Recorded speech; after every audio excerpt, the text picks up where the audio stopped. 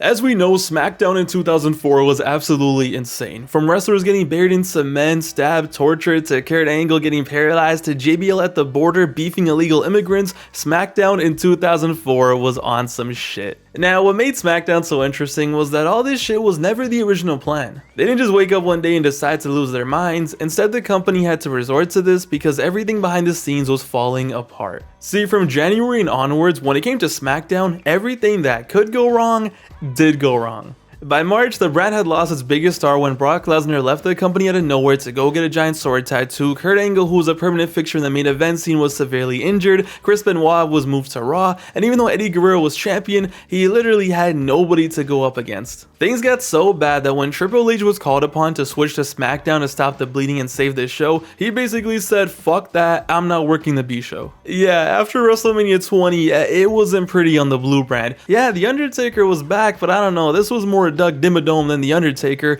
Everything was a mess. But despite that, as usual, the show must go on. But the problem was, it wasn't just a weekly show they had to maintain, they somehow had to cook up a pay-per-view. They had to book a Smackdown exclusive pay-per-view with one of the most depleted rosters of all time. A pay-per-view that would not only generate decent buys somehow, but also a pay-per-view that somehow would sell tickets in one of the biggest arenas in the country, the Staples Center in Los Angeles. And boys and girls, to simply put it, what the WWE did to put on that said pay-per-view is absolutely hilarious. They needed a heel in the main event slot. Fuck it, JBL went from being a drunk to a America-loving immigration officer challenging for the WWE title. The Undertaker was back, but him returning just wasn't enough.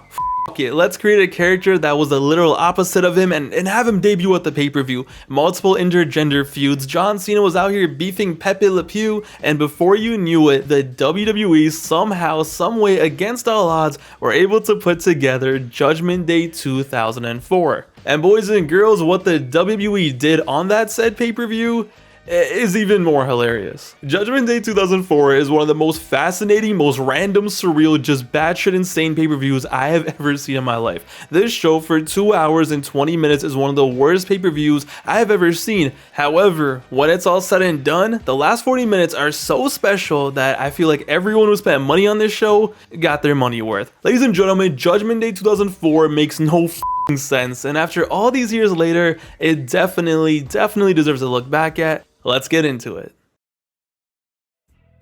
The show begins, and live from Los Angeles, California, it was Judgment Day. And when the show starts, it actually looks really promising. You got the great stage, the crowd is rowdy, and the show catfishes you right away. You're like, damn, nice stage, hot crowd. You have Rey Mysterio and RVD teaming up against the Dudleys. They open up the show with a pretty fun, solid 10-minute match. Short, sweet, crowd loved it, and we got a really solid opener for the pay-per-view. The issue was, it was all downhill after this. Once RVD and Ray were out of the picture and went to get high or whatever, this show got so weird, bro. For the second match of the night, Mr. Evil, Kurt Angle, the general manager of Smackdown, made Tori Wilson take on her biggest op, her father's killer, Dawn Marie. And if Tori Wilson lost, she was gonna get fired. Oh no. Tori won and saved her job, and the $40 episode of Smackdown continued, and it was then time to debut a new wrestler. Ladies and gentlemen, Mordecai.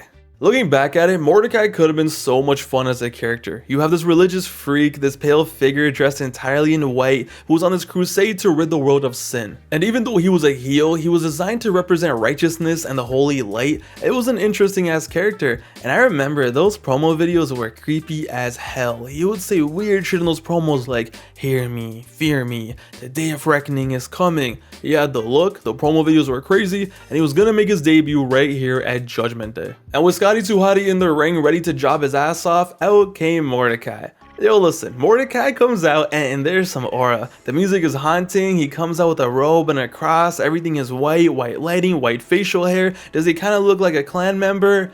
Yeah, he puts the cross down, there's fireworks everywhere, the entire pay-per-view pyro budget was blown right here, and you add in the crazy Judgment Day stage, this show was made for this guy, for this gimmick. The stars were aligned to say the least. He's in the ring, he's praying, Scotty 2 Hotty looks like he's about to shit himself, he's doing his part. Mordecai looks terrifying, and it's like, yo, maybe they cooked up here, maybe, just maybe, they got something here. He goes in there and destroys Scotty. He absolutely claps him. He does everything he should do, dominates, hits his finisher, which is basically a razor's edge. He wins the match, it's his debut, the entrance was awesome. The only issue was, nobody gave a fuck.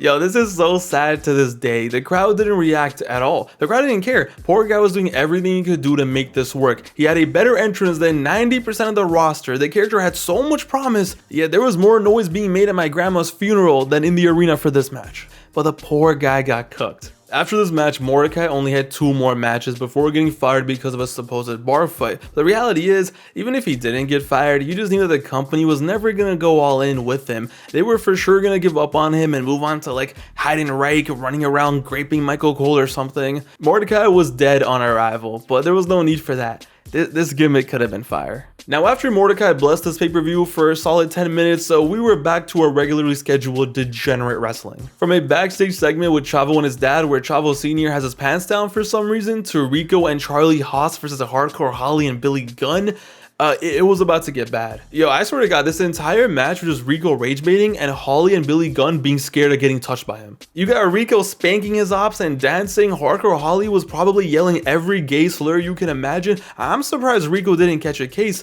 and it was just 10 minutes of why are these people on my screen? We then cut to The Undertaker and Paul Bearer backstage, and this pay-per-view is so ass. The Undertaker is just zooted. This man is so high, he doesn't even know if he's the dead man or if he's supposed to be the American badass. Paul Bearer is crying, he's having a midlife crisis. Meanwhile, Taker doesn't even know what planet he's on, and it's like, this is what happens when you put RVD and The Undertaker on the same card. Anyway, the show goes on, and how do you top a Rico and Charlie Haas match? How about Chavo Guerrero versus Jacqueline for the Cruiserweight Championship in a Chavo has one arm tied behind his back match? This company lost his mind in 2004. How bad does the roster have to be for you to run this shit? This match really happened, by the way. This was a real match. Pay-per-view airtime was spent on Jacqueline taking on Chavo Jr. with one arm tied behind his back. Whatever, they probably at least had Jacqueline get the win, make the fans happy and laugh hee haha by having the woman beat a man, right? No, hell, in this economy, Chavo destroys her with one arm tied behind his back, and the crowd's just like, why did we pay for this? I don't even know what to tell you. Then we get to the heavy hitters though, the main events of the evening, if you want to call them that. First up, we get John Cena versus Rene Dupree for the US title. Now, because it's 04 Cena, it's fun to see him rap, it's fun to see the entrance and see him do his thing. But if one of your marquee matches is John Cena versus Rene Dupree, it's not looking good, bruv. And after this, it was time for another barn burner. It was The Undertaker versus Booker T, because Taker is back. He's on the poster of the show. He needs a match. We have no heels on the roster. Let's just make Booker T a heel and do the match. This is the most CPU generated GM mode match I've seen in my life. These two proceed to have a normal standard match. Booker did his best. Undertaker did his best. You know, Taker is back. He's trying to do the whole dead man thing, but he's not fully there yet. I mean, yo, his haircut had him looking like Dora the Explorer out here. How do we say earn in Spanish? As you can see, this was not a good pay-per-view. $40 was the price for this event, and this was bad. No banger matches, no banger feuds, just whatever the fuck this was. No match was longer than 11 minutes, and the crazy part was, I am glad no match was longer than 11 minutes. Weird ass angles, weird ass matches, and it's crazy to look back at this era and just see how bad of a state Smackdown was in. There's no need for it to ever get this bad. And you gotta remember, this was after they got Booker T and the Dudleys traded over. This was after RVD was drafted over, but even that wasn't enough. They needed way more talent. They needed Edge, Christian, Jericho, shit, anyone. This show was so bad, I can't even believe I'm gonna say this, I really can't.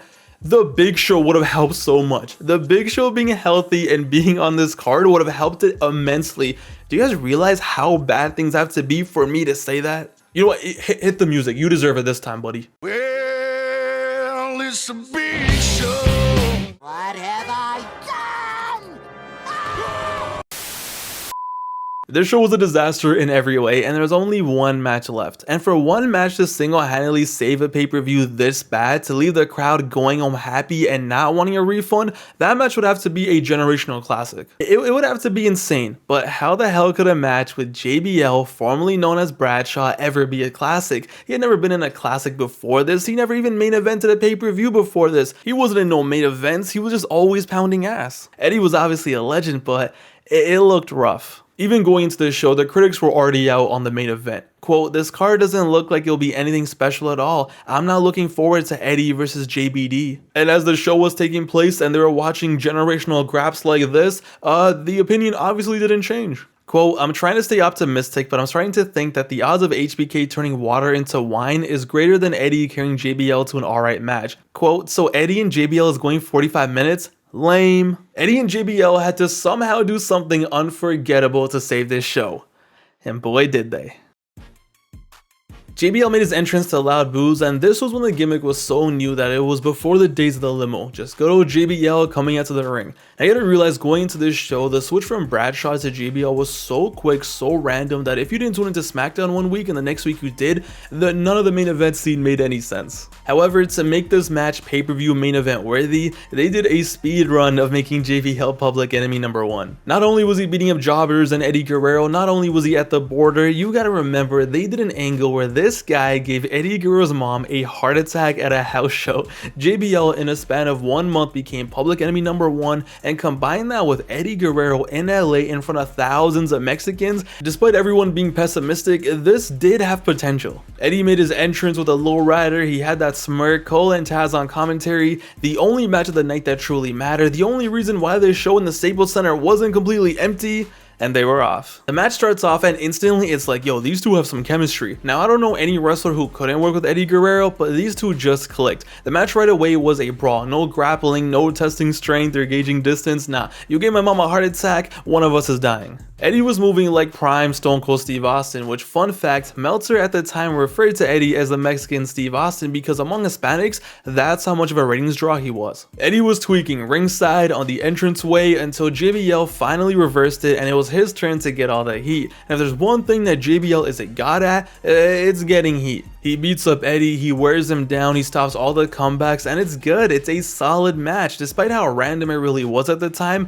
it still felt like a big main event match, all things considered. Crowd loved it, but at this point, it wasn't saving the show. It was a good match, but this wasn't gonna make this suddenly memorable. But on this night, the universe had different plans. Somehow, someway, by some divine miracle, this match was gonna save the show. After Eddie bumps into the ref, this match was about to reach a level that nobody ever expected. Eddie throws JBL into the announce table, he's doing his thing, he's in control, and next thing you know, JBL, with his legacy and possibly main event career on the line, grabs a chair and like a Mortal Kombat fatality, Finish him! destroys Eddie Guerrero. One of the most vicious chair shots since 1999. Eddie gets flatlined, and instantly right away Eddie starts pouring hot, and right away it's like, this is a different type of pouring hot than we're used to. It is flowing, it's looking like Carrie, it's looking like Niagara Falls. It was not supposed to be that much, but it's looking bad. Michael Cole and Taz are disgusted, but yo, boys and girls, the show must go on. It looks disgusting, it looks wrong. Poor Eddie had accidentally sliced an artery,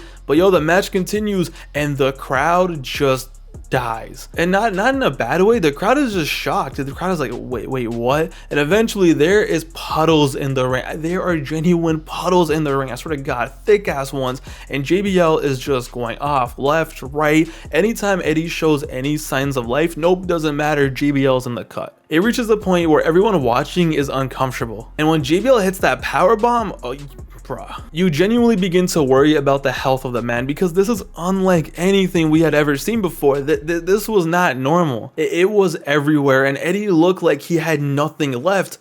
But that's what makes this match so beast. It's so hard to watch, but it's so hard to look away because you're uncomfortable, because you worry, you care so much. You already cared in kayfabe because Eddie's our guy, but now real life is involved with real safety and danger, and it's like, you're invested in every angle. And as out of pocket as it was, it's literally wrestling at its best. Eddie kicks out of the powerbomb and the Staples Center erupts like Kobe just hit a game winner. JBL is shocked and the crowd is begging. They are praying for a comeback. It looks like a murder scene in there, and when Eddie shows life, yo, it is electric. When Eddie basically hulks up, it's unlike anything you'll ever see in wrestling. He's doing this shimmy, he's dancing, he's oozing not only plasma but charisma. He's got the people in the palm of his hand. JBL looks like he's seen a ghost, and Eddie just loses his mind. The crowd is jumping for joy. The referee is throwing punches. Every time I watch this, I start beating my chest. It is primal. It is so real.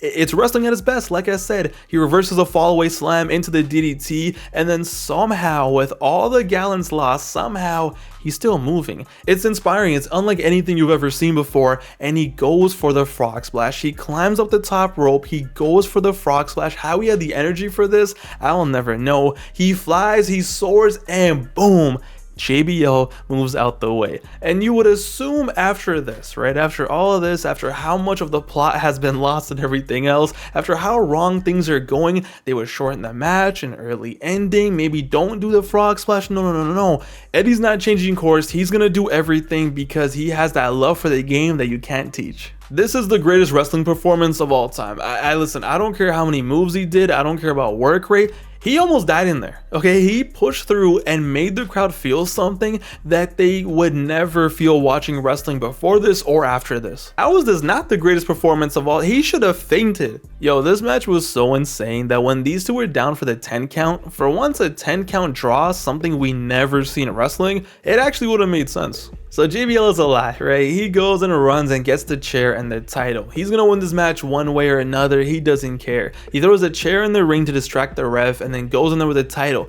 But you can't outsmart Eddie. Eddie hits his own low blow. And this was where everything could have possibly fell apart. He then grabs the title, the ref is back, and he has a choice. Either win the match ethically or get DQ'd and live with the consequences. Eddie hits him with the title right in front of the ref, the bell rings, he's disqualified, and the match is over. Like I said, this is where everything could have fell apart. 99.9% of the time, a DQ ending ruins the match. It ruins the moment, it leaves a bad taste in your mouth. And if there was ever a pay-per-view that did not need a DQ in the main event, it was this one. But they weren't done. And honestly, this was bigger than any match result. You had a man who shouldn't be moving, losing dangerous amounts, the match is over, and he proceeds to beat the shit out of the heel. And for once, it's the face that got the DQ finish, and it was the face showing no mercy on the heel, and the crowd's cheering. They just had arguably one of the shittiest pay-per-views of the entire era, and then a DQ finish in the main event. But they didn't care. They only started booing when the refs came and pulled Eddie away. JBL gets declared the winner, but Eddie, he doesn't care, bro. He pushes the ref, grabs the title, and bang, down goes JBL. That's what you get for giving my mom a heart attack. And he just keeps going, and the crowd gets louder and louder with every hit. He grabs a chair. JBL is begging for mercy. Shout out G-Unit. Who knows how the hell Eddie is standing? And bang, now JBL is cooked. Everything is cooked. For a match that's supposed to be a normal match, everything is destroyed. There's a whole lot of red everywhere, and we got one of the greatest visuals in wrestling history. JBL pleading, begging Eddie to not kill him. The mat is stained, both men are cooked, and it's moments like this where it's wrestling at its best. When kayfabe and reality combine to make magic. In kayfabe, yeah, JBL is begging, but you best believe the real man of JBL is begging right now too. He himself doesn't know how his dance partner's moving. In kayfabe, we hate JBL. He's the evil heel. Eddie is the face who has a heart of a lion, but now real life is involved and Eddie is really showing he has a heart of a lion. He should be in the hospital, not wrestling. So when Eddie goes primal, it isn't his character everyone's cheering for, it's the man. Bang, JBL gets hit with a headshot, XP bonus to say the least, but that wasn't enough. That was not enough. Eddie goes to the top rope. The match has been over. Go to the back, Eddie. Go to the hospital. Get fixed up. It's fine. You did your thing. You should not be doing anything physical whatsoever, but for the love of the game, to save this pay-per-view, to make sure that every single fan who paid for this show went home happy, went to sleep happy, to make sure their $40 and beyond were worth it, he pulls himself together. You can see him doing it. Hits his chest, and there goes my hero.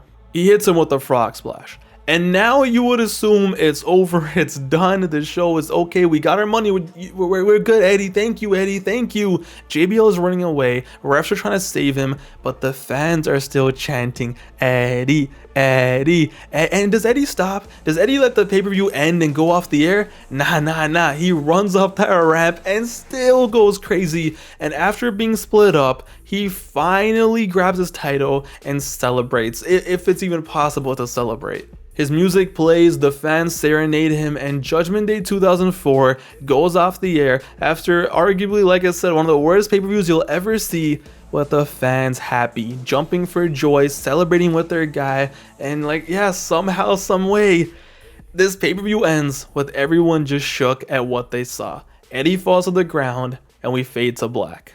5 stars, a classic, greatest match I've ever seen that ends in a disqualification. Find me one better match than this that ends in a DQ. On a night that needed a classic, on a night that needed JBL and Eddie Guerrero to lose their minds and somehow pull together and save the show as best as they could to send the fans home happy, they delivered. After 2 hours and 20 minutes of just degenerate wrestling, Eddie Guerrero and a first-time main eventer went crazy. They put their bodies on the line, their legacies on the line, and somehow turned a match that was going to have a DQ finish into a classic. They had a match that was a perfect example of that when reality gets mixed into kayfabe, nothing beats it.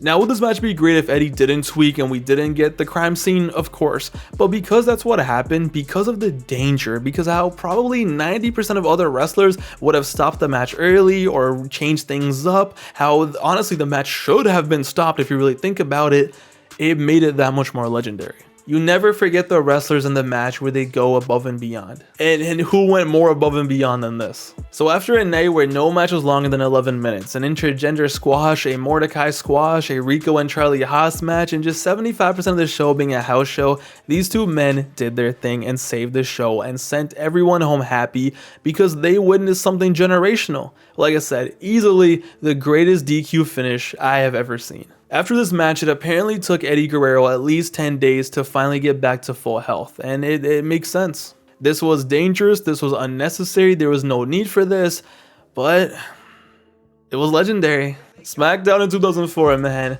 what a time it was to be alive. To wrap things up, I'll share the story of the first time I ever watched this match. The first time I actually saw this match was on the Eddie Guerrero's DVD set they released back in the day. And it was one of those matches that I didn't really know too much about. I saw in the listings, I was like, yeah, that'll be fine. I was more familiar with the steel cage match they had. And when I tell you that I was watching it and I saw this go down, I was genuinely sitting there with my jaw on the floor. I was mind blown that this happened, that this was allowed, that I didn't know about it. And I still remember to this day watching that DVD set and my mom walking in, and even she was just like, what the fuck is this? What a time. In the comments down below, let me know what you think of the match, the show, and everything else. I hope you guys enjoyed the video. I had a lot of fun making this. Nice stroll down memory lane. What a different time this was. It really was. It's your boy Pav, aka Wrestling Gifts. Hope you guys enjoyed. I'll see you guys very soon with the next one. Till then, take it easy. Stay safe out there.